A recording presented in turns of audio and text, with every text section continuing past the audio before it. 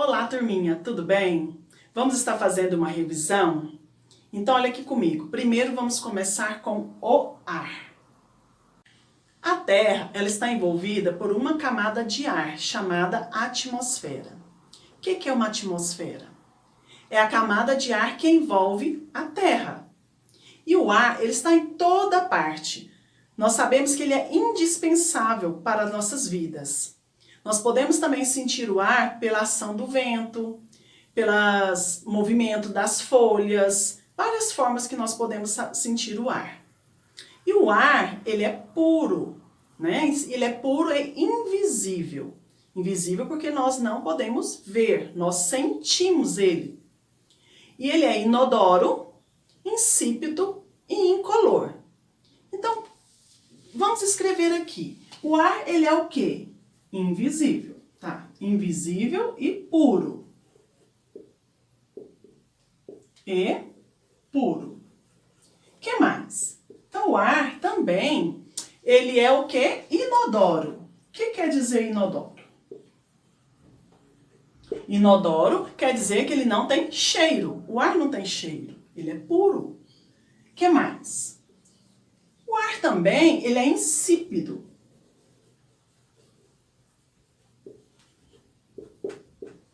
Insípido quer dizer que ele não tem sabor. E também ele é incolor. Incolor porque ele não tem cor. Por isso nós sabemos que o ar, ele é o quê? Puro. O ar puro, ele não tem cheiro, não tem cor e nem sabor.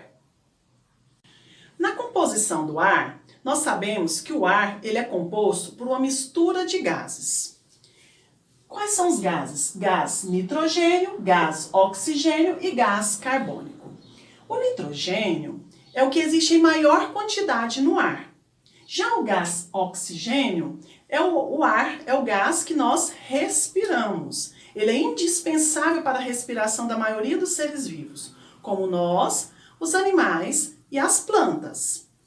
O gás carbônico é usado pelas plantas para a fabricação do próprio alimento. Como você já estudou, durante o ciclo da água ocorre a vaporização de parte da água existente na superfície terrestre. O que é vaporização? É a água do estado líquido para o estado gasoso. Então, assim, no ar há também vapor de água. Quando dizemos que o ar está em movimento? Através do vento. Então, vento é o ar em movimento. Os ventos são muito úteis. Eles refrescam o ambiente, espalham as sementes, secam as roupas molhadas. E podemos utilizar a força do vento para produzir energia elétrica, mover barcos à vela e várias outras atividades também são feitas pela força do vento.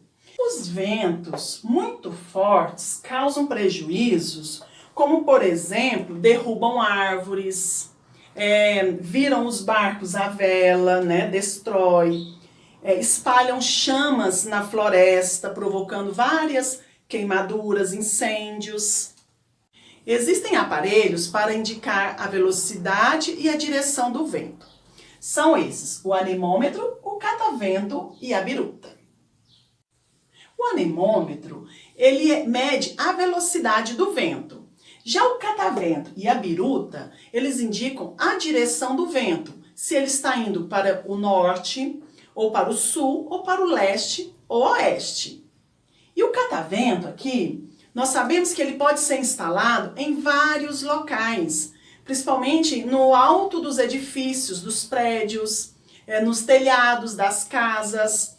E a biruta, ela é instalada, nós podemos ver, nos aeroportos e campos de aviação, onde indica que, para que os pilotos, né, possam ver a direção que estão indo, para saber a direção do vento, para que os aviões aterrissem e levantem voos em sentido contrário a ele.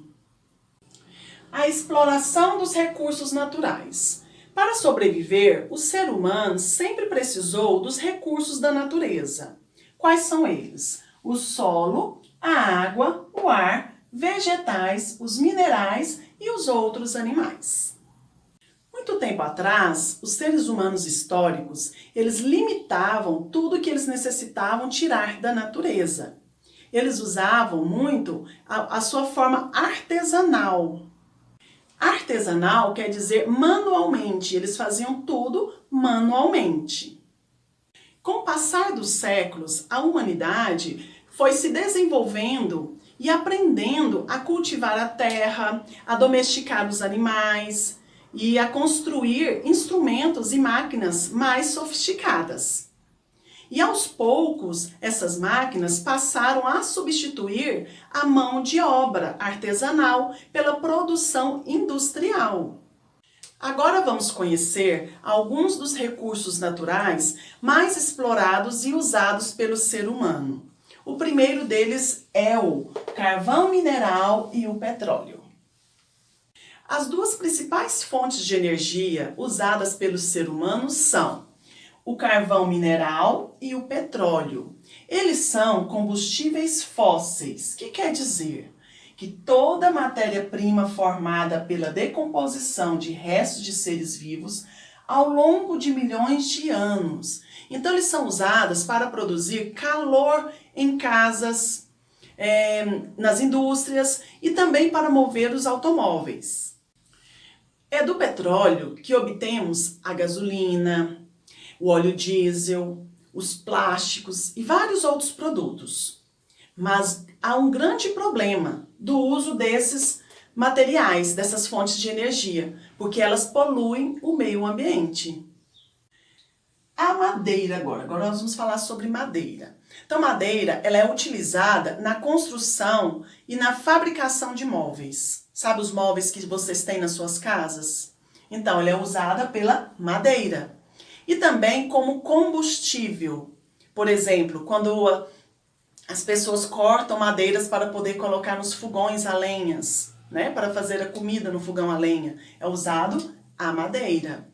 E o desmatamento ilegal é uma ameaça às florestas tropicais.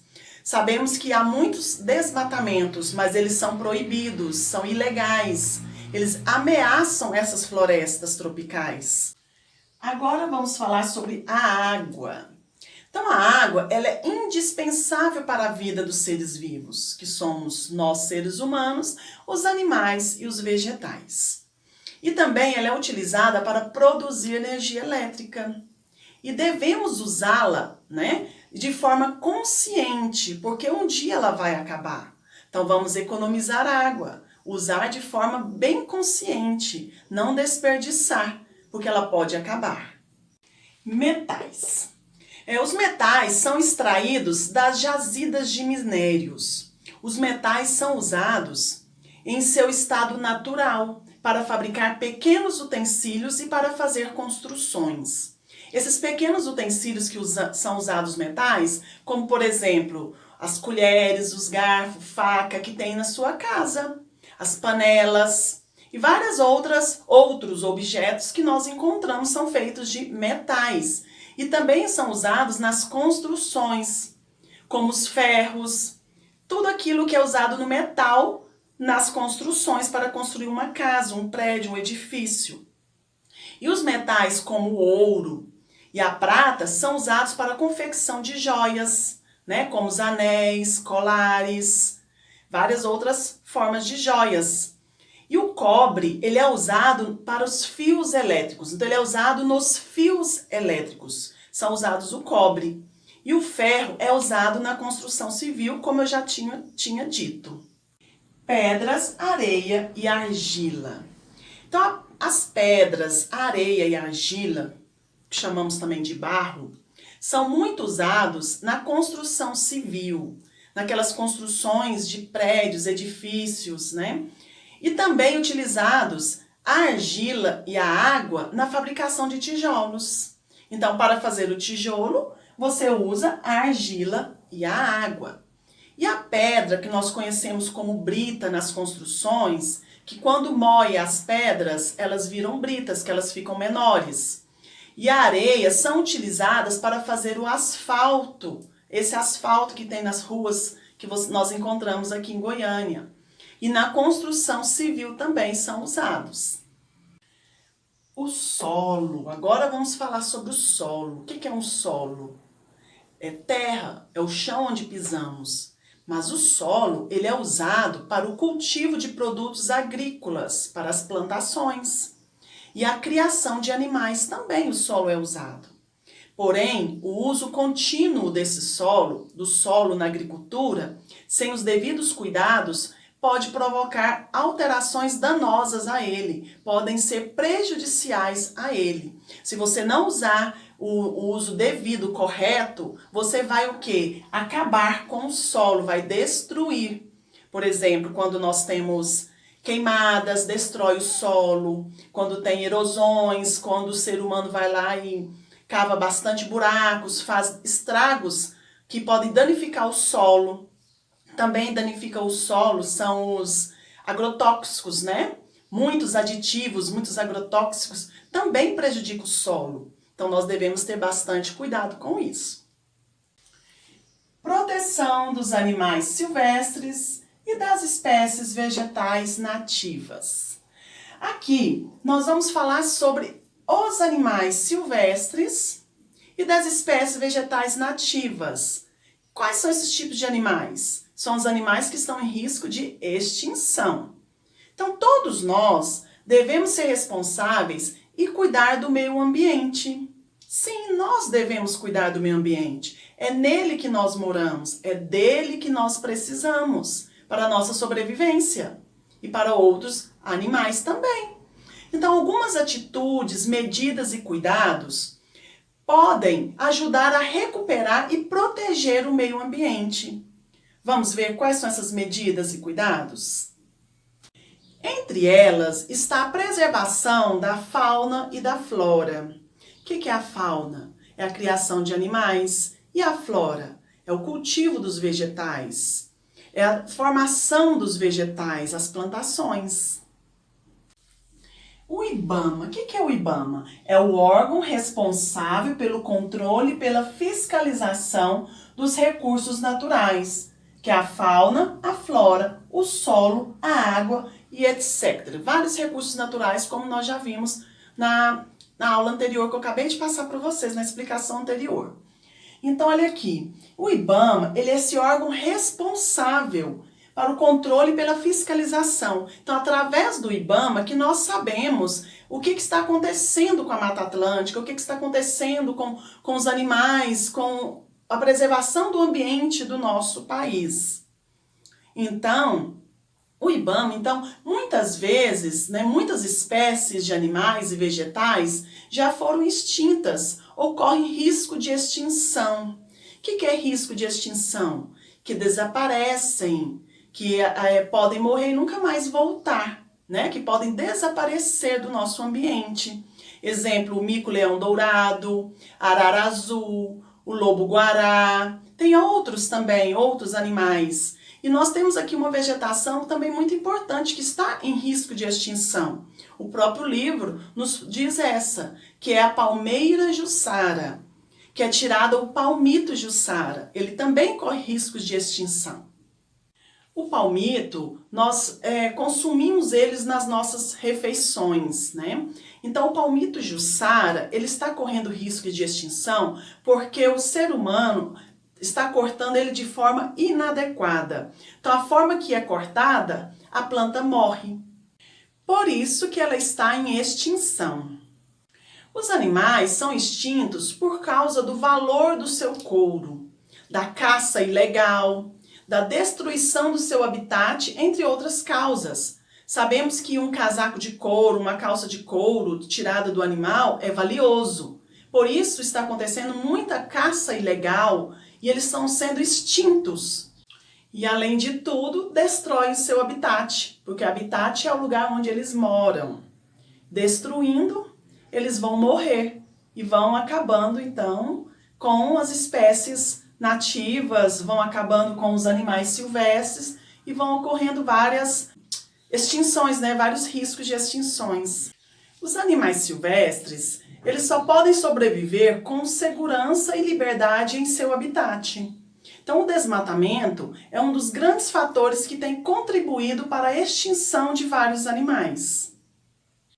Destruir os ambientes naturais, como caçar os animais silvestres, seja para prender ou vender ou para matar, pode levá-lo à extinção.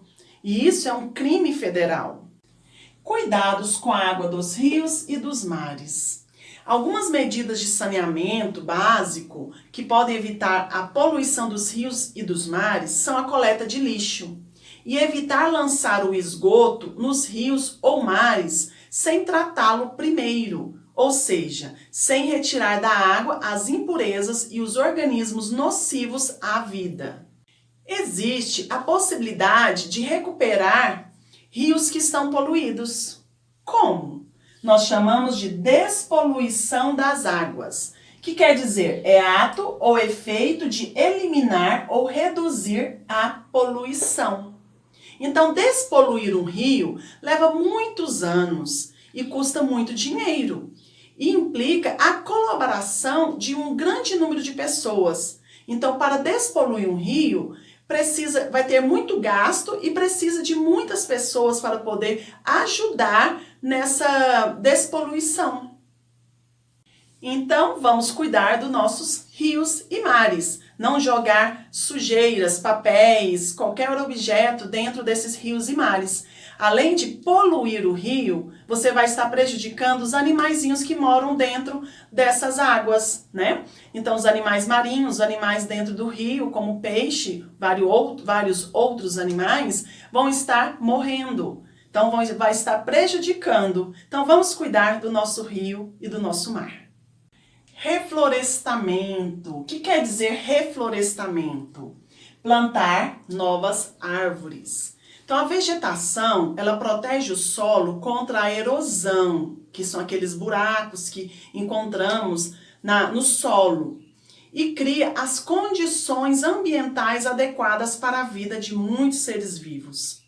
Por isso, nas áreas com solo adequado, onde existem poucas árvores ou nenhuma árvore, é possível fazer o reflorestamento, que quer dizer plantar novas árvores.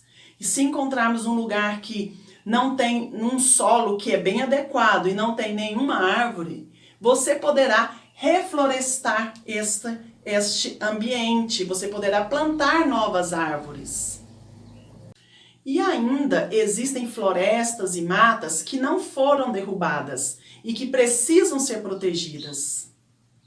Então, crianças, vamos cuidar do nosso ambiente, das nossas florestas, das nossas matas, dos animais. Agora é com vocês. Estudem. Até a próxima!